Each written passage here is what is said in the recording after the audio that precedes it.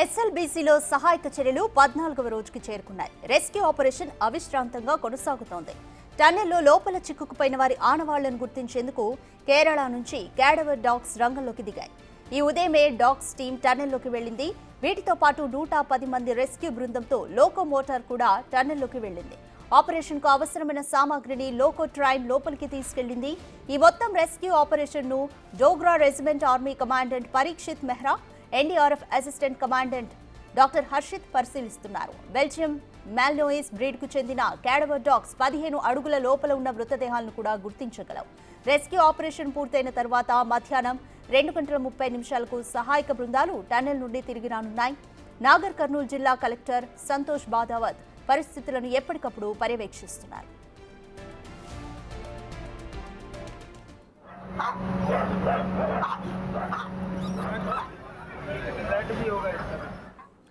More details మా ప్రతినిధి శంకర్ అందిస్తారు. శంకర్, ఎస్ఎల్బీసీ టన్నెల్ ఆపరేషన్ కు సంబంధించి ఈ రోజు క్యాడవర్ డాగ్స్ కూడా రంగంలోకి దిగాయి. అసలు ఏంటి క్యాడవర్ డాగ్స్ స్పెషాలిటీ ఏంటి?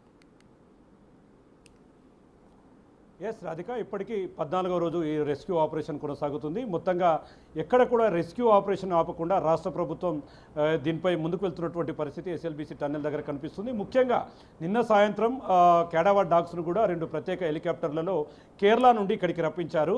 ఎక్కడైతే గతంలో కేరళలో నాయడాలో యొక్క బురద మొత్తంగా పెరుకుపోవడం, వరదలు రావడం, అట్లాంటి టైంలో ఈ బురద కుంద కూరుకుపోయినటువంటి మృతదేహాలను గుర్తించడంలో ఈ క్యాడవర్ డాగ్స్ అనేది కూడా అప్పట్లో దీంట్లో ఆపరేషన్లో బాగా పనికి వచ్చినటువంటి పరిస్థితి. కాబట్టి నిష్ణాతులంతా కూడా దీని మీద క్యాడవర్ డాగ్స్ని ఇక్కడికి తీసుకురావాలి, అక్కడ లోపల ఎక్కడైతే బురద కింద చిక్కుపోయినటువంటి వారి మృతదేహాలకు సంబంధించినటువంటి ఆనవాళ్ళు గుర్తించడంలో ఇవి ప్రముఖ పాత్ర పోషిస్తాయని చెప్పి కూడా చెప్పారు.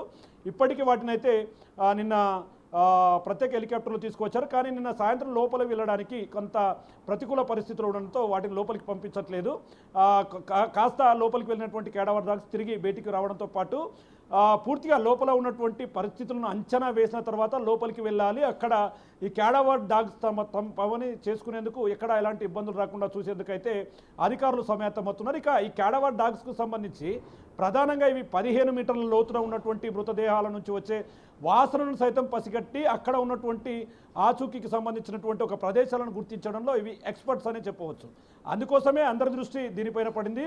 క్యాడవర్ డాగ్స్ రాకతో ఒక్కసారిగా రెస్క్యూ ఆపరేషన్లో మరింత ఉత్కంఠతకు దారితీస్తుందనే చెప్పవచ్చు. ఇప్పటి వరకు ఎన్డీఆర్ఐ టీంతో ట్రైన్ చేయబడినటువంటి డాగ్స్తో కూడా ఇప్పటికే అక్కడ పరిశీలించడం ఇటువంటి జరిగినాయి. కానీ అది ఎక్కడ కూడా లాభం లేకపోయింది. దీంతో ఈ ఒక్కసారిగా ఈ యొక్క క్యాడవర్ డాగ్స్ను రంగంలోకి దింపడంతో పాటు మొత్తంగా ఇక్కడ ఉన్నటువంటి ప్రతి అప్డేట్ను కూడా వాళ్ళు ఎప్పటికప్పుడు గమనిస్తుంటారు. దాదాపు లోపల 100 మంది సిబ్బందితో కూడినటువంటి రెస్క్యూ బృందం అంతా కూడా లోకో ట్రైన్లో ఎక్కడైతే ఈ యొక్క క్యాడవర్ డాగ్ చూపించినటువంటి ప్రాంతాలలో తవ్వకాలు జరిపేందుకు కావాల్సినటువంటి సామాగ్రిని అంతా కూడా లోకో ట్రైన్లో లోపలికి తీసుకుపోయినటువంటి పరిస్థితి టన్నెల్ దగ్గర కనిపిస్తుంది. ఎగ్జాక్ట్ 7 గంటలు దాటిన తర్వాత ఈ క్యాడవర్ డాగ్స్ లోపలికి వెళ్ళాయి. దాదాపు 13.5 కిలోమీటర్ల దగ్గర ఈ వ్యవస్థ అంతా కూడా ఉంటుంది. కాబట్టి అక్కడికి వెళ్ళడానికి రావడానికి అక్కడ పరిస్థితిని మొత్తం కూడా అంచనా వేయడానికి వాటి ద్వారా వెతికేందుకు అయితే దాదాపు మధ్యాహ్నం వరకు ఈ యొక్క ఆపరేషన్ కొనసాగవచ్చు. మధ్యాహ్నం తర్వాత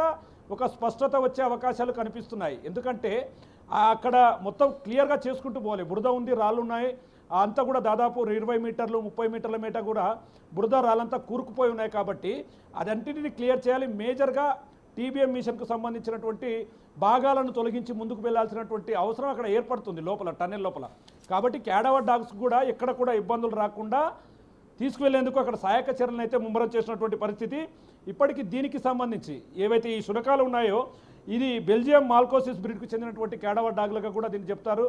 ఇప్పటికీ ఎన్డీఆర్ఎఫ్ కావచ్చు, ఎస్డీఆర్ఎఫ్ కావచ్చు, మరోవైపు నేషనల్ డిజార్డర్కు సంబంధించినటువంటి ప్రత్యేక అధికారులంతా కూడా ఇక్కడ ఉన్నారు. నిన్న కొంతమంది ముఖ్యులు కూడా ఢిల్లీ నుంచి రావడం జరిగింది. వాళ్ళకి నేషనల్ డిజార్డర్ ఏదైతే రాష్ట్ర డిజార్డర్ మేనేజ్మెంట్లో ఉన్నటువంటి అరవింద్ కుమార్ సైతం కూడా వారికి అక్కడ ఉన్నటువంటి పరిస్థితిని వివరించారు.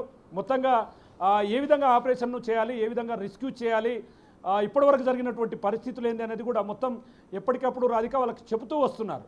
ఈ క్రమంలో ఆర్మీ, నేవీ మరి మిగతా ఫోర్స్ అంతా కూడా శంకర్ కట్ చేసిన టీబీఎం మెషిన్ భాగాలను ఏ విధంగా తొలగించడానికి అధికారులు చర్యలు చేపట్టారు. అయితే ఇప్పుడు క్యాడవర్ డాగ్స్ కూడా లోపలికి ఏ విధంగా వెళ్ళడానికి వాళ్ళు చర్యలు తీసుకుంటున్నారు? అసలు మొత్తం ఆపరేషన్ కంప్లీట్ అవ్వడానికి ఎంత టైం పట్టొచ్చు ఇంకా? ఎస్ రాధిక, అంటే నిన్న క్యాడవర్ డాగ్స్ ఇక్కడికి వచ్చినప్పటి నుంచి కూడా బిగ్ టీవీ ఎక్స్క్లూజివ్ విజువల్స్లో చూడొచ్చు. వాటిని హెలికాప్టర్లో తీసుకురావడం, అక్కడ నుంచి టన్నెల్ దగ్గరికి తీసుకుపోవడం, అక్కడ పరిస్థితిని సమీక్షించడం, వారి ఎంత సిబ్బంది ఉందో ఇదంతా జరుగుతుంది. లోపలికి వెళ్ళాలంటే వేరే మార్గం అంటూ ఏదీ లేదు. ఎందుకంటే లోపలికి వెళ్ళే లోకో ట్రైన్లో మాత్రమే లోపలికి వెళ్ళాలి, మళ్ళీ తిరిగి అదే లోకో ట్రైన్లో మాత్రమే రావాలి. అంటే చిన్న రైలు మాదిరిగా ఉంటున్నటువంటి ఒక మోటార్ ఇది. దాంట్లో వెళ్ళాలంటే దాదాపు గంటన్నర 2 గంటల సమయం పడుతుంది అక్కడికి వెళ్ళడానికి.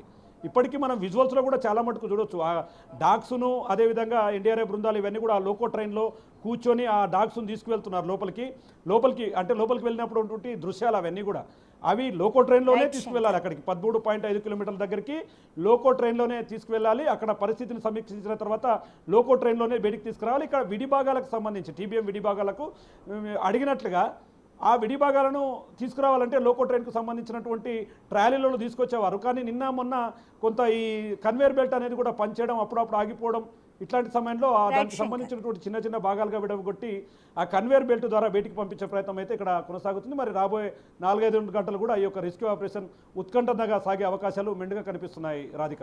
Thank you.